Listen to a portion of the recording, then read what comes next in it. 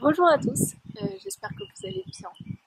Aujourd'hui, on va apprendre les bases pour prendre soin de ses cheveux bouclés. Là, je dis bien les bases de chez Base, car là, vous n'avez pas les bases. Donc bon, la première chose à ne surtout... J'ai peur que la chaise, elle se casse. C'est pas grave. Ça me fait peur. La première chose à ne surtout pas faire, se brosser les cheveux sur cheveux secs. Hein. Quand on a les cheveux bouclés, il est strictement interdit, vraiment interdit, de se brosser les cheveux sur cheveux secs. J'explique. Si tu ne veux pas ressembler à Chewbacca, tu ne le fais pas. Vraiment, ça va te faire une touffe moche et vraiment, c'est pour bien savoir, ne surtout pas le faire. Voilà. Maintenant que c'est entré dans la tête, on passe au deuxième truc.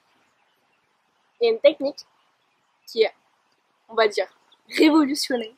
Bon, pas tant que ça, mais elle définit vraiment très bien les boucles. C'est de faire ça. En gros, après avoir lavé tes cheveux et tout, tu vas avoir besoin de les essorer. Et pour les essorer, à la place de genre faire comme ça avec la serviette, sans utiliser la serviette déjà avant, tu vas les essorer en mettant ta tête comme ça et en scrunchant. Comme ça. Tu vas les essorer, ça va faire bien. Après, tu utilises la serviette et tu fais la même chose. Ça va permettre à définir tes boucles et vraiment que tes boucles elles sont beaucoup plus bouclées que si tu ne le faisais pas. Vraiment, essaye et ça change énormément tes cheveux. Vraiment, ça définit tes boucles à un point que vraiment, quand je dis c'est révolutionnaire, c'est si tu le faisais pas avant, ça va vraiment mettre tes boucles en valeur. Après avoir fait ce que je pourrais appeler le crunch, la troisième chose à faire quand on a les cheveux bouclés, c'est de privilégier les peignes et sa main pour se brosser les cheveux. En gros, on peut se brosser les cheveux que quand ils sont mouillés. Et au lieu d'utiliser la brosse, il vaut mieux privilégier ça. Surtout celui en bois. Pourquoi ? Parce que en fait, tu casses les boucles quand tu le fais à la brosse. Et donc, il vaut mieux utiliser les peignes. Après, moi j'avouerai que quand j'ai un peu la flemme, je fais à la brosse. Mais c'est ce qu'il ne faut pas faire. Après, il y a quoi d'autre ? Ah oui, il y a un truc qui est important, c'est de nourrir ses cheveux. Ça c'est la quatrième astuce, nourrir ses cheveux. J'explique.